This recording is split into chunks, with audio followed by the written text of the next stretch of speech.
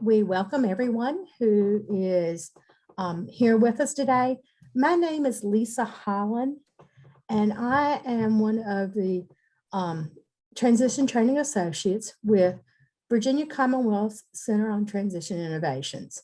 I'm hoping by this point in time with taking our course, maybe you're familiar with our center. If you're not, I really do welcome you and hope that you'll take some time to be able to go to our website, okay, and check out some of our resources. We are funded by the Virginia Department of Education and are in partnership with DOE. The reason why we're here today, though, is because all of you guys who have joined us, and I think there's going to probably be from our sign up, hopefully there's going to be some more people joining us, but again, it's around lunch and learn, and we know people, some people maybe are teaching summer school, a lot of you have kids and things of that nature, so people may be jumping on and off, but we do want to go on and get started. But we just wanted to provide a little extra professional development around, the topic of our course this time, which is supported employment. So we're really lucky today to have a guest speaker who's going to be sharing with us. First of all, and I'm not quite seeing yet all of our participants, and I'm not going to go through it right now, but I wanted to introduce a few folks who also work for the Center on Transition Innovations, and some of them will be, or at least these people, you maybe have been corresponding back and forth with them because they're running our different groups in the supported employment course. The first one is Hannah Ramsey. Hannah, you want to wave? Say hi. Hannah, what group do you have? What number group do you have? Group 4. Group 4. Okay. So Hannah is one of our folks. And I don't know if Christine's on yet. Christine Grove. Christine has one of our groups. I know that Stephanie also has another one of our groups. Some of you may, be working and interacting with Stephanie. And Stephanie, unfortunately, is not able to be with us today. And again, I have group number 2. So if any of you here from group number 2, we really do welcome you. So with that, does anyone see? Have I missed anyone that needs an introduction?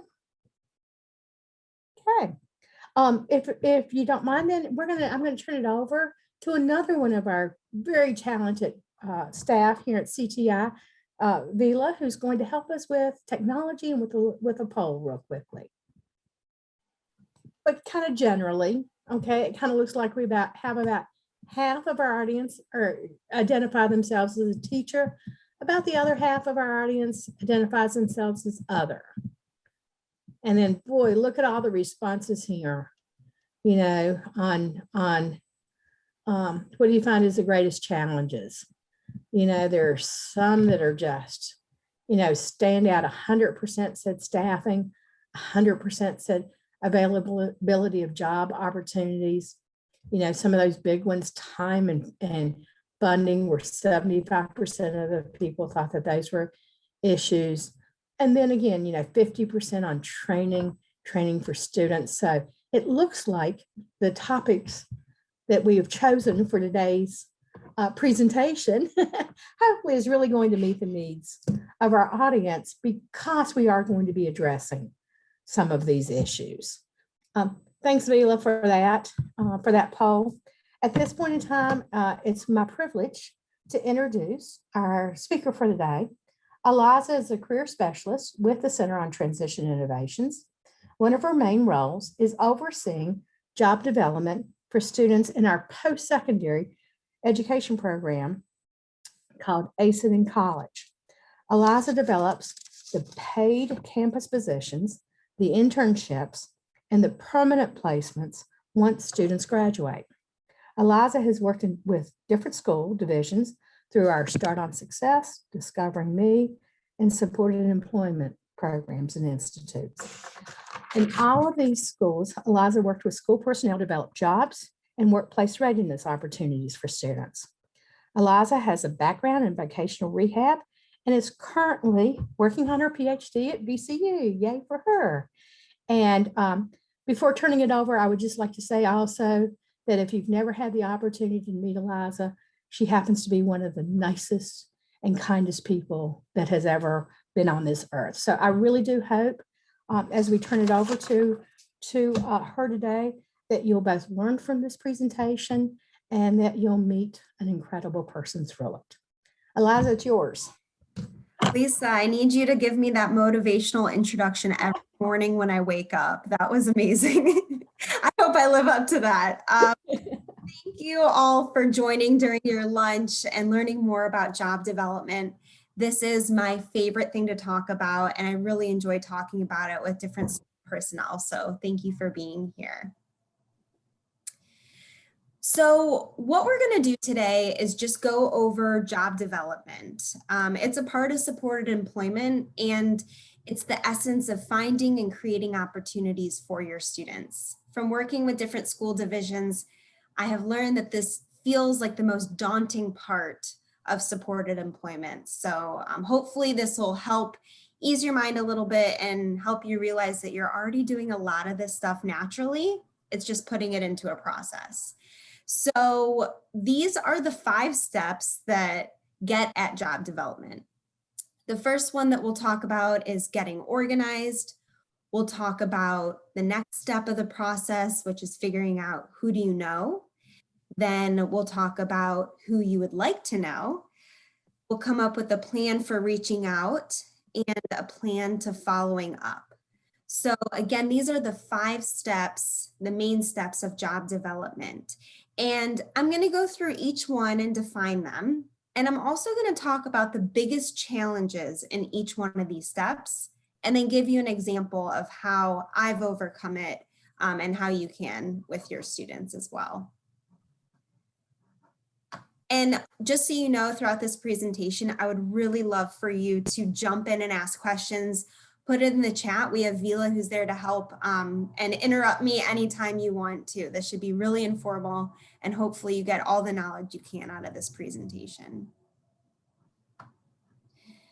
So the first step in job development is getting organized. And what I've learned is educators, you are already really great at this. So keep on doing that. And when I say get organized with job development, that's coming up with a system to track every single person that you know and who you would like to know.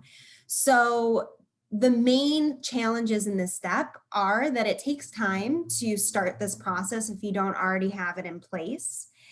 And what I want you to know about this is once you do this though, it's a very big time saver. It's easy to access this information. And you can think about getting organized as how are you going to keep track? That means coming up with a system that works for you. So personally, I use the G Suite or Google a lot. So I use Google Docs, Google Sheets, Google Forms. And for me, that's really helpful to keep information organized. So I use a Google Sheet so I can input all of this information of who I know. What that looks like is I have a spreadsheet and I keep track of all the different departments, the contact info, the name for that person, the email address and the number for that person. I put staff in here because I work on a team. So I might know this person or my friend Lisa might know this person, and I put their name there so I know who knows who. And then I put any important notes in that last column.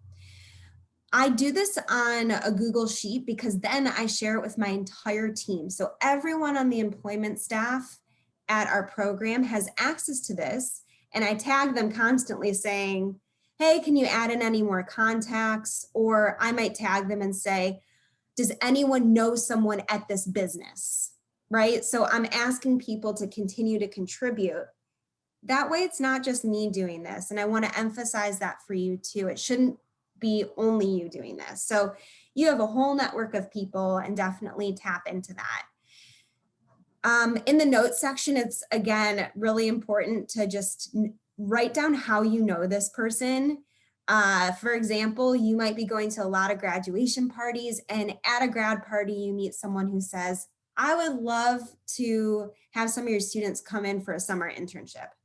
Perfect. You put this in your spreadsheet and you put that in a note. And then when it's time to come up with an internship, you know exactly who you can reach out to and follow up by saying, hey, I met you at this grad party. You said you were interested in having interns. We've got a lot of students who are looking for that opportunity. Can we even do it in the fall? I know you wanted summer. So that's a way that you can use this spreadsheet.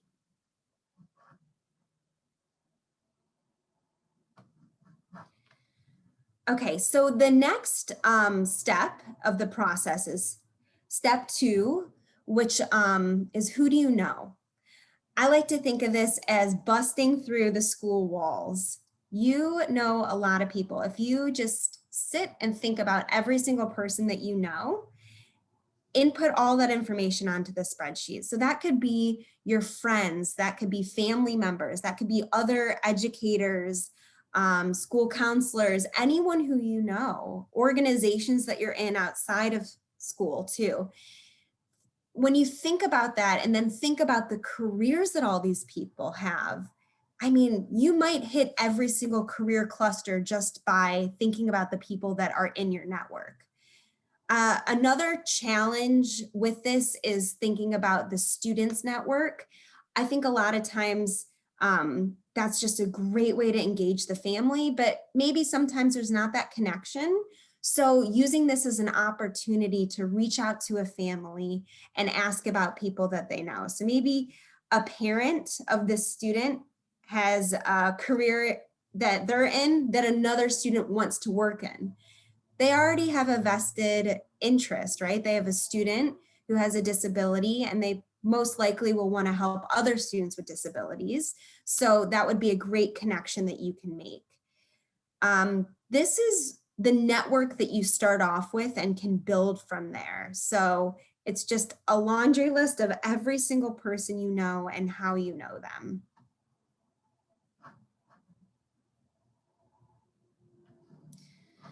Okay, so thinking about an example with this, it's important to get really creative when you're thinking about jobs because we don't always have the most options, especially when there's a lot of students, there's limited staff, all these things that are, you know, really real in your field. So if you're thinking about one spot, if you're thinking about a hotel and you know someone who works at a hotel near you, maybe they work in the kitchen or they work in event planning or any of these other areas. What you do is you reach out to that employee that you know. So maybe it's a friend of yours. And then once you have this one person, they might not be the manager, but they can connect you to the manager. So you say, I have 15 students who are looking for internships or opportunities. Could you put me in touch with your manager? Now, this person who you know has your back and is going to be your cheerleader reaches out to the person with hiring power and can make these decisions. And then that's what leads to the job. So it's really finding your way in through the person that you know, having them build that opportunity for you, and then you presenting your students and saying, all right, here we go. Now, when you're thinking of the jobs, I think a really big challenge in this area is making sure that your students are doing different things. If you're going to a hotel, all 10 of your students should not be doing the same thing because all 10 of your students probably don't want to do the same thing when they graduate. Hotels are great for thinking about HVAC or maybe someone who's interested in technology. They have spreadsheets, they have databases, they have booking databases that they use to book hotel rooms or put in work orders. They have event management staff, maybe someone who's really social and wants to be with other people. I mean, the list is endless in a hotel. It's not just one type of job. And actually right now the hotel industry is really hurting and could use a lot of extra staff. A lot of people are not returning to the hotel industry. So that could be a really nice angle for you to go at. So it's, again, just important for you to individualize the experiences when you're thinking about one job site for many different people.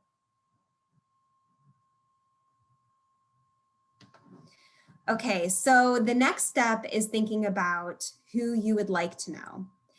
This means you need to be creative, thinking about your students first, what they want to do. Let's say you have a student who wants to work for Google. How are you going to reach someone who works for Google that they could talk to, that they could talk on the phone with, do an informational interview? Maybe that person could connect them to someone even in your area that they could check out. You might not know that there's an office near you, things like that. So you have to be creative. And what goes along with this is raising your expectations of the students and raising the community's expectations of the students. So I think it's really easy to say, this person couldn't work here. There's so many barriers. I don't know how they would get there. I don't know how they would do this job. They're not going to have, an undergrad degree. They're not going to have a standard diploma. I mean, you could think about all of these barriers, but it's important to challenge yourself and say, what's their way in? That's what your job is to figure out the way into this career. So that giving your pitch, talking to people, you need to communicate what the strengths are of your students. Even if there are limited options around you, that can be a really challenging reality. But one of my favorite stories is actually from a school division with Start on Success. They had 10 students that needed an internship, and it was in a rural area. There weren't many businesses to choose from. And in a staff meeting, educator stood up and stopped the meeting and said, I need a spot for my students to work. I need a spot for my students to have an internship. I have 10 students. Who can hire them? And someone raised their hand and said, well, my family owns there was a store in that area, the local market in this area. We could find a way to make this work for an internship. And that's what it took. So they were able to, even within that position, customize different jobs. Not everyone was doing the same thing, but that's a really good example of, using your network, thinking about the people around you, and thinking about who you'd like to know. This person was out of options and said, who can take my students? Another example that I can give is one that happened with me. I was working with a school division for Start on Success, and they were in search of an internship site. They really didn't have any options. The local hospital had fallen through. Again, this was also in a really rural area, and there were limited options to house that many students at one time. So I tend to look at like the big businesses or areas that most cities have or are surrounding that. So there's typically some medical facility within a distance. There's typically an educational institution. So I looked up a community college, and it was actually in this area. So I did a cold call. I reached out. I said, hi, I'm working with the local school division. We're looking for 7 to 8 students to come have an internship here. And the person who I talked to actually graduated from that high school and said that they would love to help, that they think this is a great opportunity. And they knew, and I communicated with them, a lot of these students are going to graduate and they're going to live in this area. So why not already connect them to the community college? That would be a nice transition into taking other classes or working at that college. So that turned out to be a successful job site for those interns. Okay, so this next step is talking about your plan for reaching out. I think this can be a really hard part as an educator, thinking about how do you pitch it. This part feels like it's the most out of the comfort zone. So what you're gonna do here is you're gonna get that employer buy-in. You want to communicate that your commitment is to helping the business. So for example, when you're talking about the students who are going to be coming in here, you can say, these students represent an entire population of this community. They have families, they have friends, they have, you're reaching the youth by partnering with us. Think about the market that that's going to bring to your business. So you can advocate for that way too. And that kind of opens people's ears. Like, I know, for example, there was a school division I was working with in Northern Virginia, and I was talking with a business there, and they said that their prices went up, or their income, what's it called? I can't even think of the word. They made more money. I can't think of that word, but they made more profit.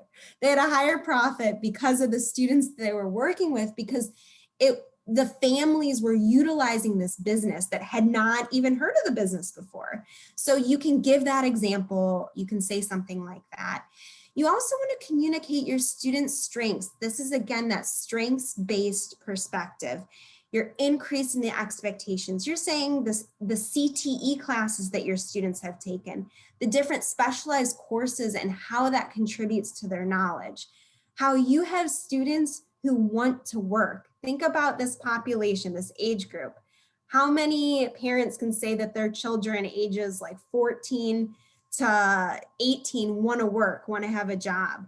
Well, you're communicating that you have people that have that interest and that motivation. And you're also sharing that they're going to have support from you.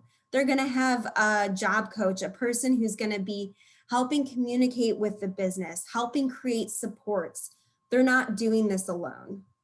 So those are all things that you want to share with your business when you're working with them, is all of the ways that it will improve their business. That's what they want to hear. Now, the big question, what if you get a no? Lisa did not say this about me. I might be pleasant, but I'm also relentless and persistent, because I don't believe in no when it comes to job development. I think what a no means is that people just don't have all the information that they need. So if someone says no to you, they might not be ready to do an internship for 10 students or 15 students, but they might be ready to do a work-based learning opportunity. Or maybe they would have a student come in and do a job shadow, and a job shadow can lead to an internship. So a no is not close the door, this was great, because if you do that, all these businesses are going to start going away, and then you're going to say, I have no options for my students. So let's look at an example of when I got a lot of no's and I still pushed forward. So this is actually happening right now, but Genworth is a really big business, and I've been working with them for 2 years. And Hannah's smiling because I don't know if she knows this story, but we're finally working with them. But I've been working with them on developing this opportunity for 2 years. And a colleague of mine introduced us. I went onto their business site. I gave my pitch, gave my spiel. I got the response, this is not the right time. Okay, so I reached out again. I got the same response. And then I reached out again, and it was COVID. And they said they weren't doing any internships, even work from home ones. And then I reached out again, and I said, we're doing an interview workshop. So I changed my pitch a little bit. I wasn't saying we're looking for jobs, we're looking for internships. I said, we're doing an interview workshop. This would be great for your HR, professional development, to learn how to interview people with disabilities. Would you be interested? And they loved that idea. And they're actually hosting an interview workshop with our students tomorrow. So what's going to come from that? They don't know that they still have to deal with me. I'm going to reach back out after this and say, you did interviews with a bunch of our students. We're going to do internship for some of them in a year from now. Let's keep each other, in touch, and I'll let you know if there's anyone who can match up with Genworth. So they get a taste of what disability is, because maybe they've never worked with a person with disabilities. And then they're going to see this could be an asset to Genworth. So that was my example of reaching out. Now, the next part is following up with a business. Like I said, you get no's a lot, and that happens, and that's really disheartening. But you have to be persistent, because even after all those things, you can still get a no. And I always think that people, again, they just don't have the information that they need to make that a yes. It's important to do relationship maintenance, talking with people, updating people. Something that I like to do is at the beginning of each semester, I reach out, I have a list of 40 different contacts at VCU, and I reach out to every single one of them and I say, wishing you a good luck to your school year. We have 5 students in our cohort this year, hoping that I can keep you updated, and maybe one of them has an interest that overlaps with your department. Wishing you well. I'm not asking for anything. I'm not saying, can you hire my student? I'm just staying on their radar. And that's really important with following up. You want to stay relevant. Now, the what if I still get a no? This is an example of how you can make that a yes. I reached out to technology services, and I don't know about you, but I have tons of students interested in computers and technology. And this has been like a black hole at VCU that I have not been able to get into. So I reached out to someone with information security. We had meetings. My student did an informational interview with them. The person was like, oh, we just don't have the time to train anyone new. We can't do this. I said, okay, thank you. Who can you connect me to that might have more time, might have a different opportunity? They connected me with application services. I met with 2 leaders in that department. We talked a lot. We came up with a job idea. The person said, we don't have the funding. I said, okay, thank you. Who can you connect me with within the division? So there's 8 different departments in this division. I only put 3 on here, but I ended up reaching out to almost every single department and finally got connected to technology support. They put me in touch with the chief officer who oversees all the budget, all the funding. And the chief officer said, I love this idea. We're going to make a budget for ACET students. Now, every single semester, they've committed to hiring at least 1 to 3 students of ours. So we have a really nice relationship. They've done informational interviews with our students. They're hiring students in different areas. And now this is just really connecting our students to opportunities that hadn't existed. And you all might be thinking, this takes so much time. I don't have time to do this, but it sounds like a lot of time. It really just took a few emails. I emailed someone, I got to know. I said, who could you connect me to? So if you think about it like that, maybe you're doing 5 to 10 minutes a week of this until you get an opportunity. So it's really not too much to bite off.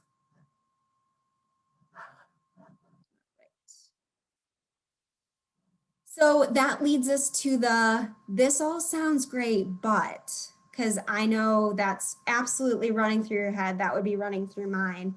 The first one is, I don't have time. That is so real, that is so accurate. And that's why getting organized is really helpful, because when the school year starts and you're thinking about opportunities, you can just look through your list and say, let's partner with this person. And then you pursue that opportunity. So it could be little snippets of time that you're doing. Again, like I said, come up with a schedule. Maybe you're doing it 5 to 10 minutes a week or every other week. And that is what job development is. So you'd be doing it by just doing that part of it. The other part is, what if the students don't have time? Again, it's important for you to collaborate with your administration and get their buy-in. Talk to other teachers, talk to families. You might be surprised that families would be okay with having things happen outside of hours if they have that opportunity. There might be other staff that you aren't thinking of that would be interested in supporting students in these opportunities. And there's even things that can happen within a school that you can do where other staff can support you in, and that can contribute to the students' coursework as well. And then thinking about having enough staff, having limited staff is very real. And that's why I've taught the examples I've given. A lot of students are placed at the same site, and that's completely acceptable and encouraged. As long as you're having them do different things that match their interests and match their career goals, you are, individualizing their opportunities. So you can have one staff member working with multiple students at one time in the same place of employment. And you can also work on building natural supports too within the business that they can support the students.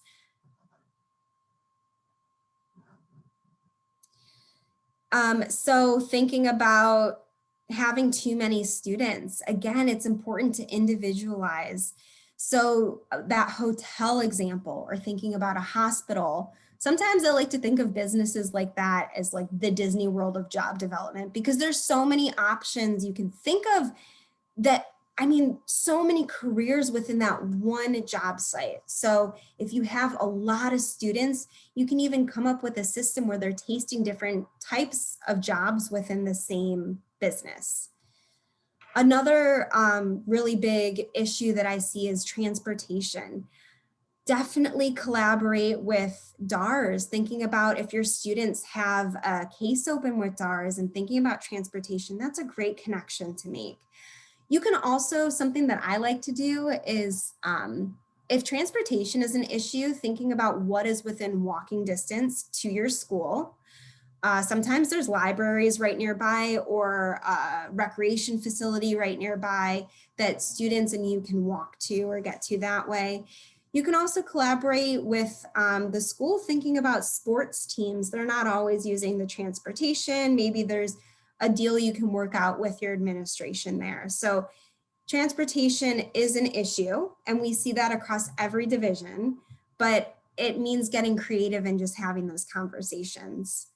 And then thinking about family support. That's another issue of making sure that families are interested in doing this. It's scary thinking about your child going into the community for some families. They haven't had that opportunity before. They're afraid their student, won't be able to access transportation, won't be able to, like, what happens if they get lost, or all of these common questions. So what it can feel like is the family's not supportive, but I just think the family has a lot of questions. So having, a student parent information night or a spin night where you can say, you can have the employer come in and give a little pitch of like, here's what your student's going to be getting. And you can have the students even present too and say, this is why I want to do this. So getting that interest from the family is really important. Okay, so in the chat, here are the 5 different parts of the process that I talked about. Getting organized, who do you know, who would you like to know, plan for reaching out, and plan to follow up. In the chat, can you put which number sounds the most daunting to you? Number 1, number 2, number 3, number 4, or number 5? So it's really those first 3. It's the starting of the process. I really value that you've shared that get those beginning steps of getting organized, who you know, who you'd like to know. Kelly, that's a great point. Once you know who to contact, that's the hard part, you're good with making a plan.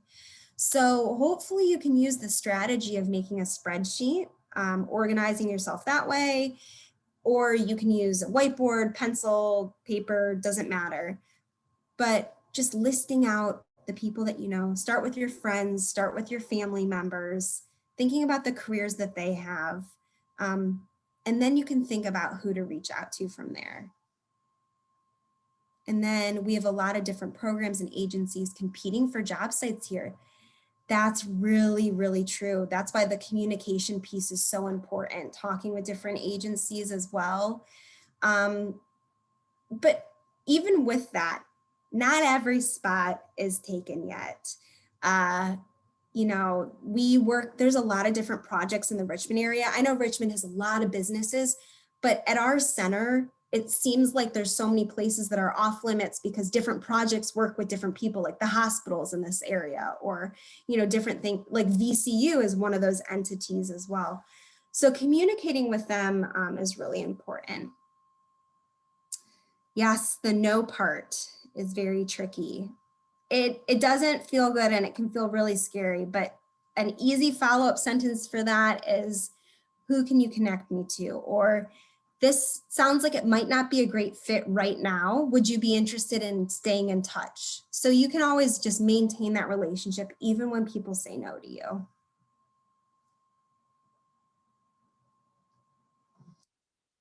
So I want to open it up to questions. Feel free to unmute yourself, ask the questions out loud, or you can even ask them in the chat too. I'm happy to answer.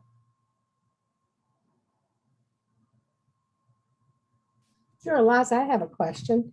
Again, do you think, especially for these folks who are working in schools, that trying to collaborate and work with their career technical education counterparts, especially those doing work-based learning, which is now, a huge focus of that department, would be a good idea in terms of, especially those first couple of steps, getting organized, because they've already done a lot of this work before. They already have a lot of these business connections. Would you recommend that as a good? Yes, absolutely. And a lot of these folks too have spent years working in that specific career. They tapped into that network. So I think that's a great idea on ways to collaborate, reaching out to people and saying, let's have a conversation. You can even share information from this course and say that we are looking to develop internships for our students. I think that's a great idea. And unless somebody else has another, and I have one more, and I really have never done this. I've done a lot of job development, but I've never necessarily done this.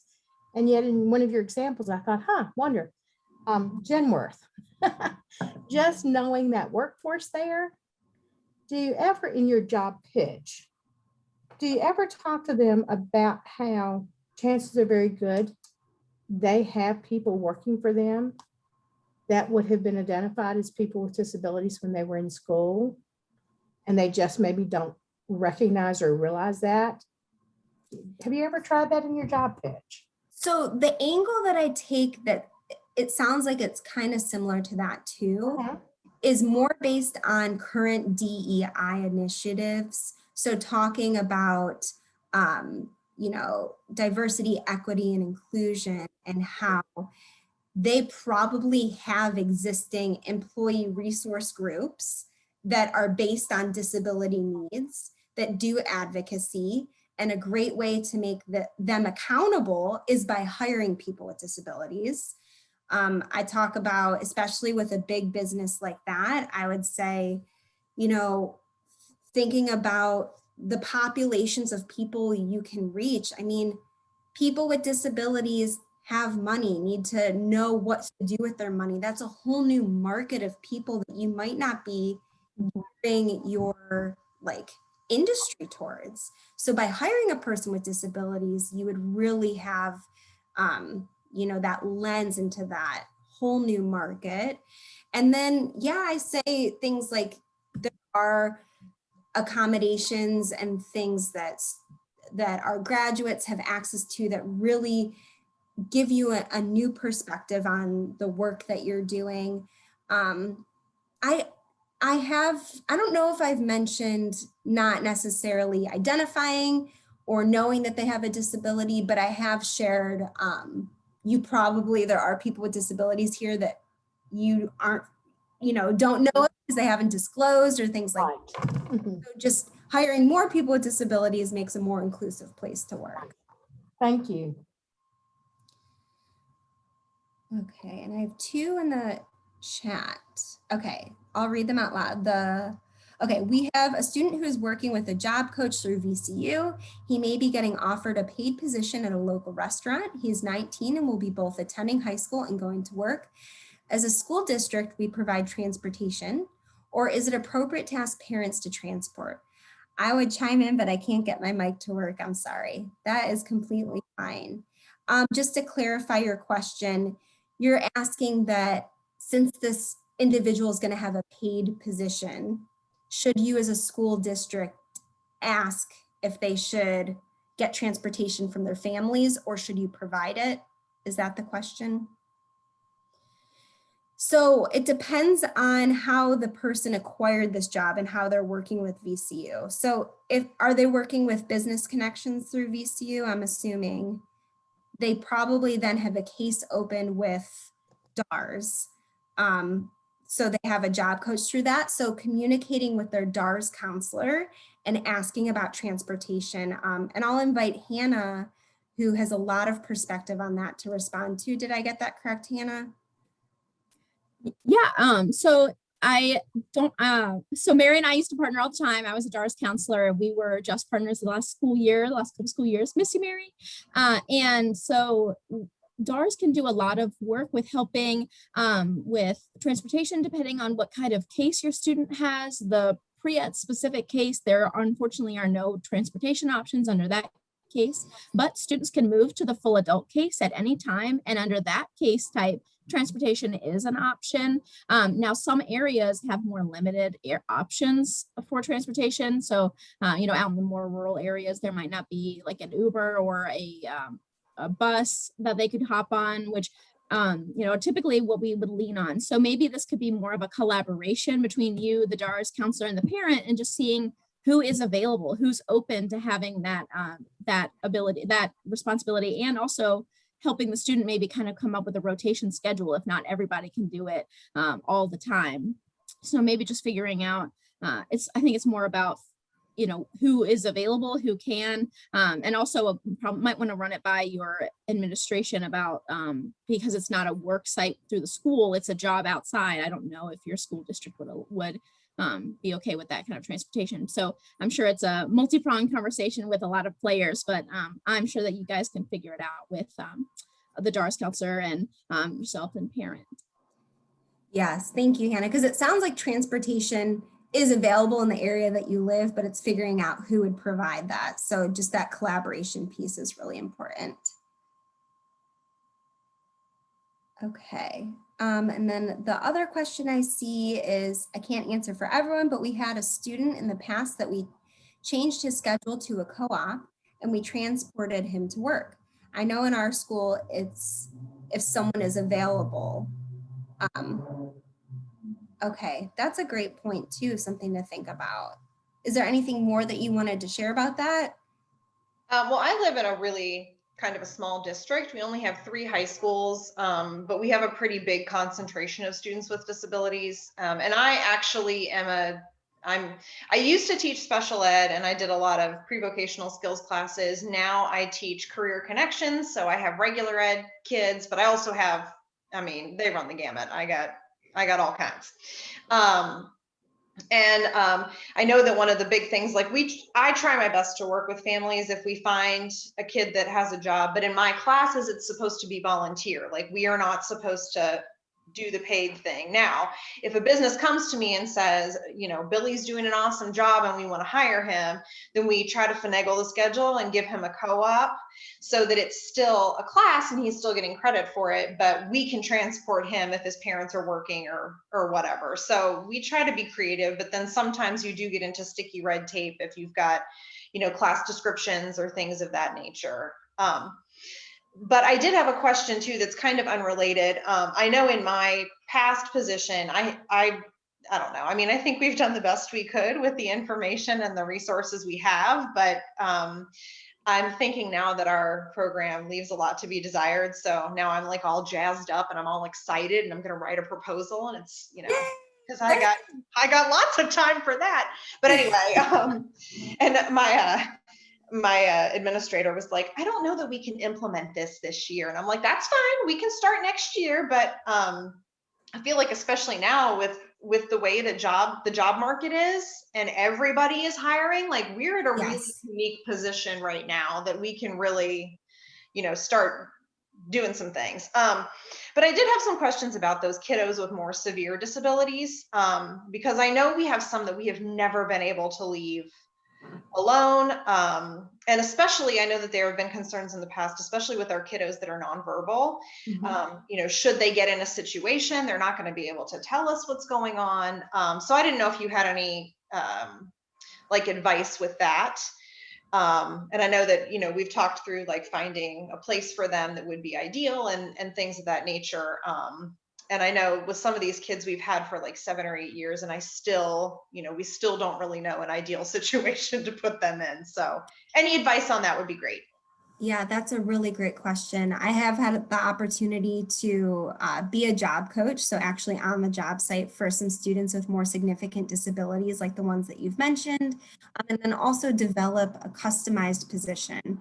So the angle here is that customized piece. That's what makes the labor market accessible, especially for our students with the most significant disabilities.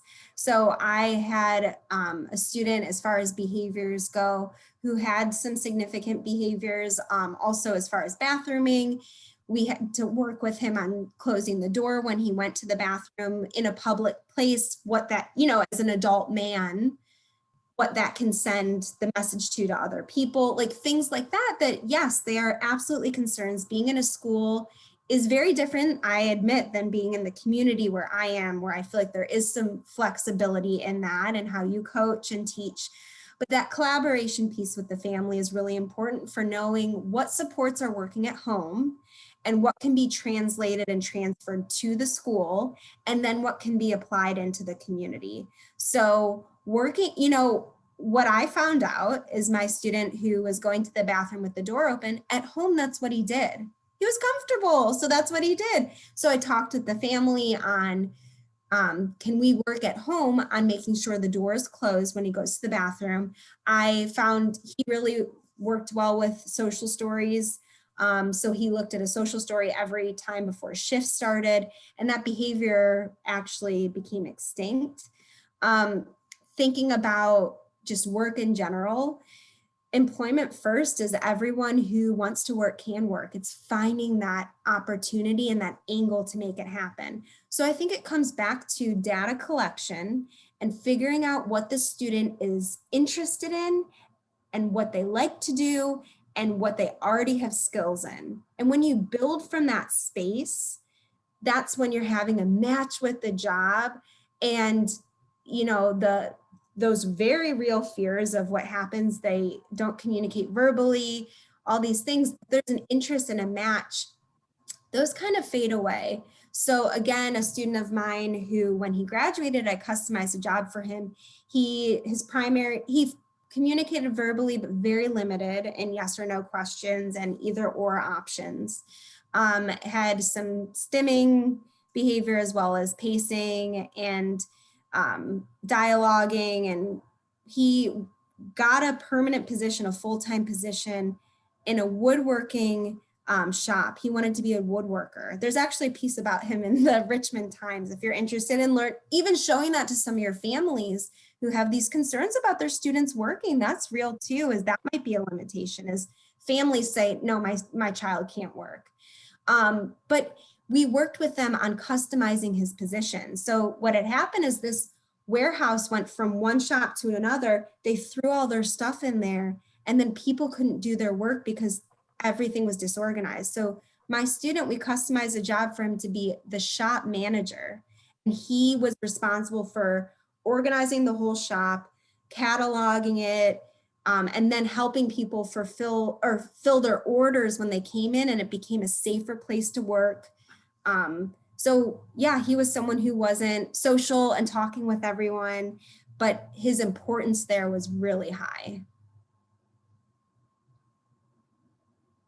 I have a lot more of those examples too that I'm happy to share with some of the different facilitators, and they can send out to you.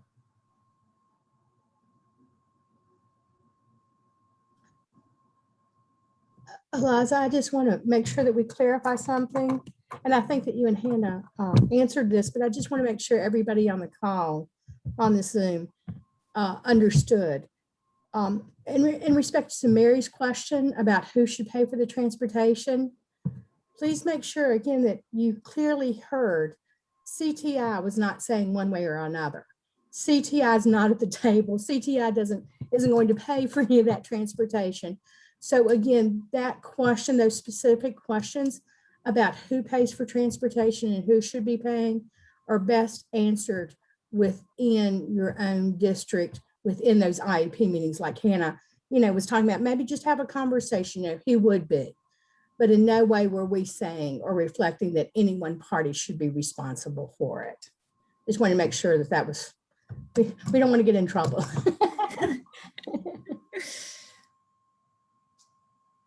I think if that's all the questions, then maybe we'll turn it over to Vila.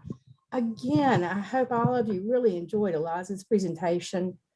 I wasn't joking about her being the nicest person, was I? So she's not only, you know, a great human being, but she's also a very knowledgeable young woman as well. So Vila, I think you were going to give us an exit ticket, and I'm really proud we've stayed. Maybe we're about 4 minutes within our time limit. So.